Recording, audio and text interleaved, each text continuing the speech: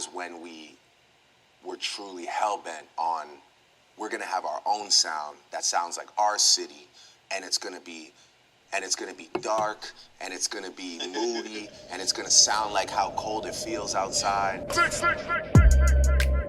Drake's been in this game for years, so he's had time to develop his own sound. And I know you're gonna say he steals it from other artists, but we'll get into that later. The one thing you need to understand right now is that you're not gonna compete against Drake and steal his fans by trying to sound and be like him. You need to develop your own sound if you want fans to choose you over Drake. So in this video, I'm gonna help you separate yourself from Drake and every other artist out there.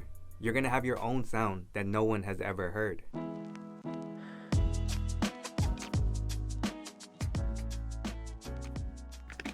The best way to start developing your own sound is by copying another artist.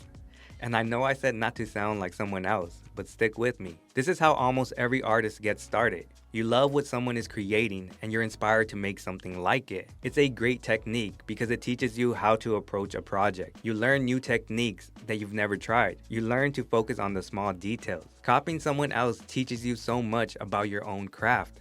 However, most artists never stop copying. They continue to make the same style of music as the person who inspired them. And that's why most artists never get noticed. Fans will say, why should I listen to your music when I can listen to the person you're copying, or even the thousands of other artists who were inspired by that person? Everyone ends up blending in. That's why you need to stop copying and start stealing. These are two different things. Copying is surface level, straight up imitation. Stealing goes deeper. Instead of copying what's on the surface level, steal what's underneath it. For example, steal the feeling it gives you when you listen to it, the emotions. Understand why it makes you feel like that and steal it for your own art. Or steal the mindset of the artist. Understand why they use a certain snare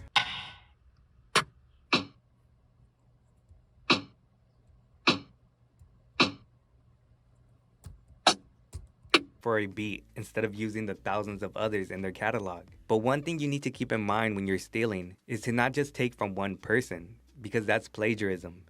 You need to steal from many. Alright, now that you've stolen all these pieces from various artists, it's time to turn it into your style. Because what you have right now is different, it's unique, and it will attract fans.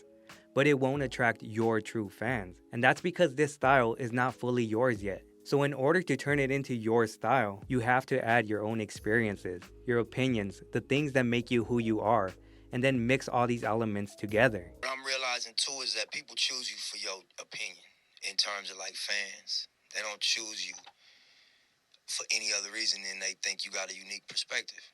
And they count on you to be honest about expressing it. You know what I mean? And I think that to know that gives you power as an artist, because you just always got to be clear on what your opinion is and what your reality is, and you know where to go. In terms, instead of trying to anticipate where the fans are and trying to aim what you're doing at where they about to be, you just know where you at, and you know they bought into your opinion. So when you mix these elements that speak directly to your soul with elements from your soul, you create a style that can never be replicated. You develop a unique sound that people will love, but also some people will hate. And that's extremely important when developing your own style. You need people to hate it because it shows that it's different. And people hate different.